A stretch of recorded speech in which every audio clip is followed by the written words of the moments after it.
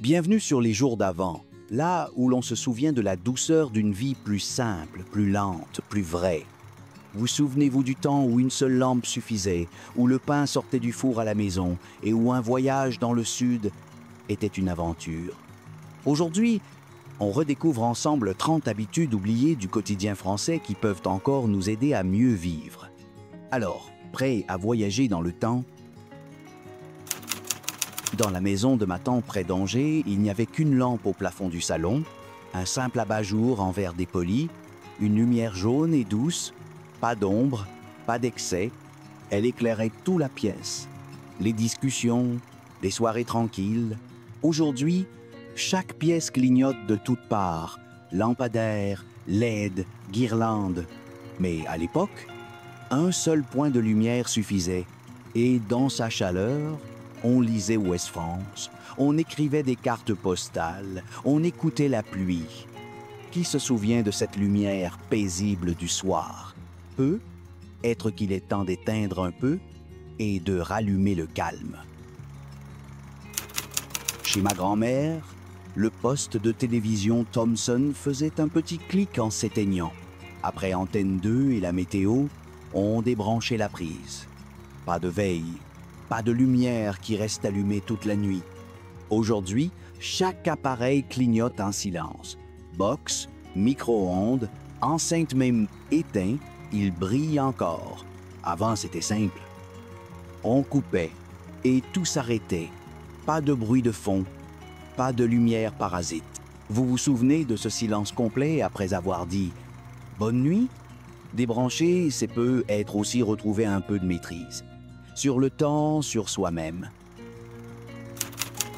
Dans la maison de mes parents à Limoges, chaque matin, on ouvrait les fenêtres en grand, même en hiver. Il faut changer l'air, sinon la maison dort trop longtemps, disait ma mère. 5 minutes de courant d'air, puis on refermait tout. Et la journée commençait, fraîche et claire. Jamais on ne laissait une fenêtre entr'ouverte pendant des heures. Surtout avec le chauffage au sol ou le vieux radiateur en fonte. Aujourd'hui, on aère sans y penser. Et la chaleur s'en va comme si de rien n'était. Mais qui se souvient de l'odeur de l'air du matin dans une pièce fraîchement réveillée? Un geste simple, presque gratuit, mais qui change tout. Chez ma grand-mère à Rouen, il y avait un gobelet émaillé sur le lavabo. On ne laissait jamais l'eau couler pour rien. On fermait le robinet en se savonnant et, dans le jardin, l'eau de pluie remplissait une grande cuve en métal. On s'en servait pour arroser, laver les vitres, nettoyer les outils. Aujourd'hui, l'eau coule pendant qu'on regarde son téléphone. Elle devient invisible. Mais avant, chaque goutte comptait. Qui se souvient de l'odeur de l'eau froide du robinet? Ou du bruit du seau qu'on remplit dehors lentement. Respecter l'eau, c'est aussi se respecter. Et ça, on l'avait bien compris. Dans la cuisine de maman, ça sentait le vinaigre blanc et le savon de Marseille. Pas de parfum océan brise ou pomme chimique. Une bassine, un chiffon, un peu de patience et tout brillait. Pas besoin de 6 produits aux étiquettes criardes. Pas besoin de notices pleines de symboles. Juste du bon sens et une envie que ce soit propre, pas design. Qui se souvient du bruit du chiffon sur le carrelage, du couvercle en métal, de la boîte à bicarbonate? Faire ses produits soi-même, c'est pas juste économique. C'est simple, honnête. Et ça sent vraiment le propre. Un vieux débardeur devenait chiffon, un torchon finissait comme serpillière, une taie d'oreiller devenait sac pour la lavande. On ne jetait jamais du tissu sans qu'il ait servi jusqu'au bout. Même un mouchoir usé avait sa place. On le découpait, on le lavait, on le pliait. Rien ne partait sans avoir été utile, encore une fois. Qui se souvient de la boîte à chute, pleine de morceaux de chemise, de dentelles, de souvenirs? Aujourd'hui, on achète des microfibres neuves. Mais pourquoi, si nos vieilles étoffes ont encore des choses à offrir? Dimanche matin, ça sentait le café et la baguette grillée. Sur la table, un petit bloc-notes. Maman écrivait « Lundi, gratin de courgettes. Mardi, poisson-riz. Mercredi, reste du rôti. » Tout était pensé à l'avance. Pas d'angoisse devant le frigo vide. Pas d'achat inutile. Chaque reste avait sa place dans la semaine. Qui se souvient de ces feuilles, un peu grasses, accrochées au frigo avec un aimant publicitaire? Aujourd'hui, on cherche des recettes sur Internet. Mais un vieux papier, avec des idées simples, suffit parfois à ramener la paix et l'appétit. Avant de partir faire les courses, on ouvrait les bocaux, on comptait les œufs, on secouait les sacs de farine. On a encore des lentilles. Regarde derrière les confitures. Rien n'était laissé au hasard. Pas de doublons, pas d'oubli. On savait ce qu'il y avait et ce qu'il fallait. Qui se souvient du bruit des couvercles, du sac en toile à farine, de l'odeur du placard sous l'évier? Aujourd'hui, on achète au cas où, mais souvent on a déjà tout. Il suffit juste de regarder. Avant d'aller à Intermarché, on mangeait un croque, une tartine, un fruit, jamais les courses à jeun, car un ventre vide achète trop vite, trop sucré. Maman disait « Quand t'as faim, tu remplis le chariot avec tes yeux. » Et elle avait raison. En étant rassasié, on achetait ce dont on avait vraiment besoin, ni plus, ni moins. Qui se souvient du goût du beurre sur une tartine avant d'enfiler son manteau et de prendre le cabas? Aujourd'hui, on remplit trop. Mais avec une simple bouchée, on peut retrouver le bon sens. Le pain dur devenait pain perdu.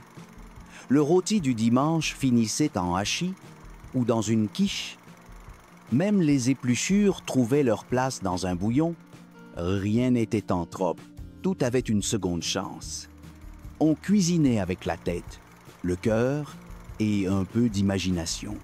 Et on respectait les aliments parce qu'ils étaient précieux. Il faut honorer ce qu'on a, disait papa, et on apprenait à le faire à table.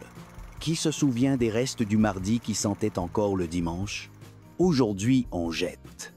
Mais celui qui sait accommoder, sait nourrir mieux et sans gaspiller. Quand la pâte reposait, le silence s'installait. On ne claquait pas de porte. On respectait ce temps, un torchon sur le saladier, un coin chaud de la cuisine, et on attendait. Puis venait l'odeur, la croûte dorée, la farine, la chaleur. Le pain nourrissait autant l'estomac que l'âme. Il était simple, farine, eau, levure, et pourtant, il suffisait. Qui se souvient de la fierté de couper le pain encore tiède avec du beurre qui fond tout de suite? Aujourd'hui, le pain est sous plastique. Mais rien ne remplace la joie de faire lever sa propre miche. Chez nous, le vieux congélateur Brandt était un trésor. Des restes de cassoulet, du pain tranché, des herbes, des sauces, même une demi-part de gratin dauphinois, soigneusement étiqueté. Rien ne se perdait. On écrivait la date, le contenu. Et les jours de fatigue, il suffisait d'ouvrir le tiroir et de réchauffer la mémoire. Qui se souvient des boîtes en plastique avec les couvercles déformés, mais si utiles? Aujourd'hui, le congélateur déborde de plats industriels. Mais il peut redevenir un garde-manger de bon sens, discret, pratique, évident. Fin août, la cuisine sentait les prunes, le vinaigre chaud, la vapeur. On stérilisait, on rangeait, on empilait. Les bocaux s'alignaient. Haricots verts, compote, cornichons, confiture de mûre. On écrivait la date, on fixait les couvercles, et l'hiver venu, chaque bocal était un souvenir d'été. On mange juillet en décembre, disait ma tante. Qui se souvient de l'odeur du torchon mouillé sur le pot, encore chaud? Aujourd'hui, on achète frais en décembre. Mais l'art de conserver, ce n'est pas ringard. C'est intelligent et savoureux. Un trou dans la manche, on sortait l'aiguille. On réparait calmement, un point après l'autre. Sur les genoux, la chemise, à la lumière, le fil tendu. Le geste était précis, ancien, familier. On gardait les boutons dans une boîte, les chutes de tissu dans une autre. Rien n'était jeté sans avoir été soigné. Qui se souvient du dé à coudre brillant, de la boîte à couture qui sentait le bois et la lavande? Aujourd'hui, un vêtement abîmé finit souvent à la poubelle. Mais peut être qu'avec un point, on peut renouer le lien entre nous et nos affaires. Une chemise usée devenait sac à linge, une jupe se transformait en housse de coussin, un drap troué finissait en torchon. Le tissu n'était jamais fini, il devenait. On ne voyait pas seulement ce que c'était, mais ce que ça pouvait encore être. Chaque fil avait un potentiel. C'était de la débrouille, oui, mais aussi de la créativité et beaucoup de tendresse. Qui se souvient d'avoir dormi sur une taie cousue dans une ancienne robe? Aujourd'hui, on consomme. Hier, on transformait. Et dans chaque transformation, il y avait de l'intelligence et de la poésie. Le manteau passait de l'aîné à la cadette, puis à la cousine, un bouton changé, une doublure refaite, et hop, encore une saison. On ne disait pas c'est vieux, on disait c'est solide. Les vêtements traversaient les années. Ils racontaient les hivers passés, les rentrées, les photos de classe. Et ils réchauffaient autant que les souvenirs. Qui se souvient d'un pull qui a connu 3 enfants et 4 cartables? Aujourd'hui, on veut du neuf. Mais peut être que ce qui a déjà vécu porte en lui plus de valeur. Essaye-le, il tirait bien. Les vêtements circulaient. Un gilet passait d'ami en ami. Une robe tournait dans le quartier. Ce n'était pas une honte, c'était du bon sens. Une entraide discrète, une manière douce de partager. Pas besoin de grands discours. Juste un sourire, un sac et un peu de confiance. Qui se souvient de l'odeur d'un pull qu'on avait prêté et qu'on retrouvait 1 an plus tard? Aujourd'hui, les armoires débordent. Mais hier, un seul vêtement habillait plusieurs vies. Et c'était beau. Le dimanche sentait le cuir, la cire et le silence. On posait les chaussures sur une vieille couverture et on frottait. On parlait peu. On brossait, on lustrant, on inspectait les coutures. Le cirage noircissait les doigts, la brosse grinçait doucement et les souliers brillaient pour la semaine. Qui se souvient du pot en fer blanc avec l'éponge sèche collée au couvercle? Aujourd'hui, on jette des chaussures abîmées. Avant, on les soignait et elles nous le rendaient bien. Pour aller chercher le pain, on marchait. Par vent, par pluie, parfois pieds nus en été, le vélo attendait pour les plus longues distances. La voiture, seulement quand c'était vraiment nécessaire. On connaissait chaque rue, chaque vitrine, chaque voisin croisé en chemin. Qui se souvient du bruit du sac en toile contre la jambe, du pain chaud dans les bras? Aujourd'hui, on prend la voiture pour 500 mètres. Et si on réapprenait à marcher, pas pour brûler des calories pour retrouver notre place dans le décor? La carte orange dans le portefeuille, c'était la liberté. Métro, bus, train de banlieue, un seul pass et on allait partout. Pas besoin de voiture, pas de parking à chercher, juste un banc, un quai, un journal et le paysage qui défilait doucement. Qui se souvient des composteurs jaunes dans les gares, des sièges en sky usé, des voix dans le haut-parleur? Aujourd'hui, le pass Navigo ou le ticket numérique font la même chose. Mais l'idée reste. Voyager léger, simple, sans essence ni stress. Le matin, papa passait chercher le voisin. Il partageait la route, le thermos de café, les nouvelles. 3 personnes. Une voiture, un trajet et souvent une amitié. Pas besoin d'appli. Juste une porte qu'on toque. Tu pars à Sept et c'était parti. Qui se souvient des vieilles Renault avec les sièges en tissu, les banquettes pleines de sacs et les vitres qu'on baissait à la main? Aujourd'hui, chacun roule seul. Mais hier, on partageait. Et ça allégeait bien plus que le porte-monnaie. Dans l'allée, il y avait un tapis usé. Dessus, la Peugeot 504. Le capot ouvert, les mains pleines d'huile et l'odeur du métal chaud. On vérifiait le niveau, on regonflait les pneus, on changeait une ampoule. C'était naturel. Il faut connaître sa voiture comme on connaît sa cuisine, disait mon oncle. Qui se souvient de la clé de 13, du bidon d'huile et des doigts noirs même après 3 lavages? Aujourd'hui, un voyant s'allume direction garage. Mais peut être qu'en mettant les mains dedans, on retrouve aussi un peu de soi.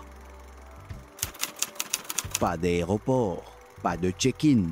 On partait à la mer, à la montagne, au lac, en train, en voiture, parfois en stop.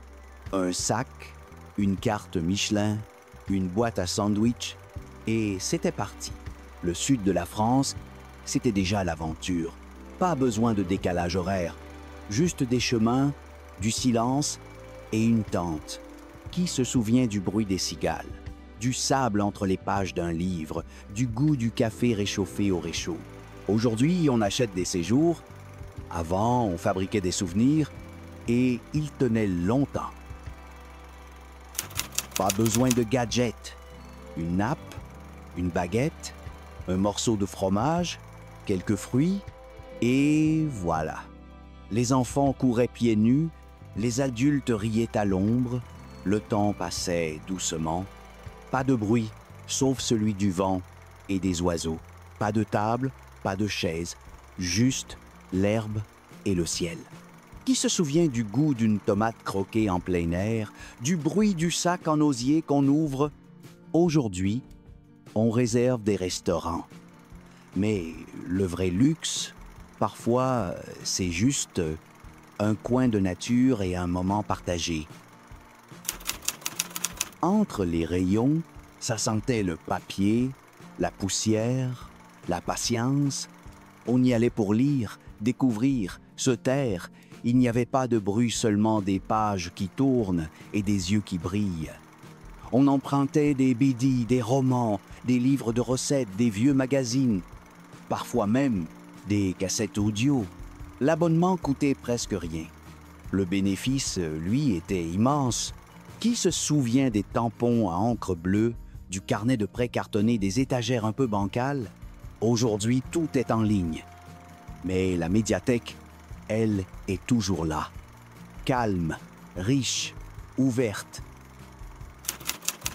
Le Scrabble, les petits chevaux, le Uno, une table, des tasses de tisane, quelques rires.